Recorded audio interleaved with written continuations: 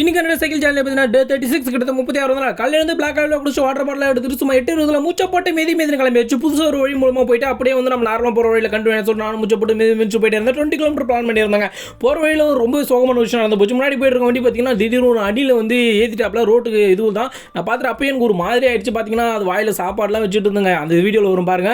அதுக்கப்புறம் அந்த இடத்துல பார்த்தீங்கன்னா அதுவும் கல் தர நோண்டி புதைக்கிறதுக்கு எதுவும் இல்லை. அதனால் தூக்கி அப்படி கொஞ்சம் தூரமாக அப்படியே வந்து ஆத்மா சாந்தி ஆயிடுதுன்னு சொல்லிட்டு வச்சுட்டு அந்த டைமே எனக்கு ஒரு மாதிரி ஆயிடுச்சு. சரி ஓகேன்னு சொல்லிட்டு அங்கேருந்து பார்த்தீங்கன்னா ஒரு நான் 5 கிலோமீட்டர் கிட்ட முடிச்சிருப்பேன். கிட்ட வந்து முடிச்சிருப்பேன். அங்கேருந்து கிளம்பி ஒரு 20 கிலோமீட்டர் முடிக்கணும். சரி ஓகேன்னு சொல்லிட்டு எனக்கு சைக்கிள் ஓட்ட முடியே போயிடுச்சு. அப்போ இருந்தாலும் பரவாயில்லடா முடிப்போம்டான்னு சொல்லிட்டு அப்படியே வந்து சைக்கிள் எடுத்து கிளம்பிட்டு அப்படியே வந்து பார்த்தீங்கன்னா இந்த இடத்துல வந்து பார்த்தீங்கன்னா கிட்டத்தட்ட 9 கிலோமீட்டர் முடிச்சிருப்பேன். அதுக்கப்புறம் காலில் வேறு அடிபட்டுருக்கு. அதனால தான் ஷூ போட முடியல. அதுக்கு மாமா வந்து கால் பண்ணி நாகப்பழம் இருந்தால் அறுத்துட்டு விடாங்க. நானும் முடிஞ்சளவு ஒரு 1.5 கிலோக்கு மேலே அறுத்துட்டுங்க நாகப்பழம் அறுத்துட்டு வீடு கிளம்பி போகும்போது இப்போ வாட்ச் வந்து பாதியில் டிஸ்கனெக்ட் ஆயிடுச்சு. அதனால சரி கிலோமீட்டர் கணக்கு போகல. எப்படி இருந்தாலும் 20 கிலோமீட்டர் தரமாக முடிச்சிருப்பேன். இன்றைக்கி கிட்டத்தட்ட 19 கிலோமீட்டர் முடிச்சிருப்பேன். லைவ் கேஸ் சேனல் சப்ஸ்கிரைப் பண்ணுறேங்க.